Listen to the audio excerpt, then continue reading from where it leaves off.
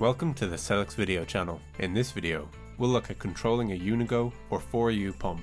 This will serve as a general overview or setting the flow rate or pressure. First we'll look at setting the feedback. This is where you can get feedback to visualize your flow. The recommended option is to use flow rate as a feedback parameter. Using pressure control might lead to having a different flow rate than expected, as it depends on the fluidic resistance of your setup, viscosity of the media, etc. If you want to switch to pressure control as your feedback parameter, in the Manual tab, click on Settings. In the Settings window, click on the Advanced Settings icon.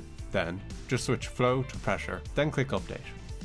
Now we'll look at how to set your flow rate or pressure. First we'll look at flow rate units. Click on the flow rate indicator, then type in your desired flow rate value.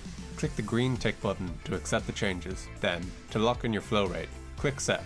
Once the flow rate has been set, you can press the Run button to start the assay. To use pressure units, click on the pressure indicator and then type in your desired pressure value. Click the green tick button to accept the changes. Click the Set button to lock in your changes. Once the pressure has been set, press the Run button to start the pump. If you'd like to learn more about our microfluidic solutions, check out our website at wearecellix.com or contact us using the info on screen or in the description below.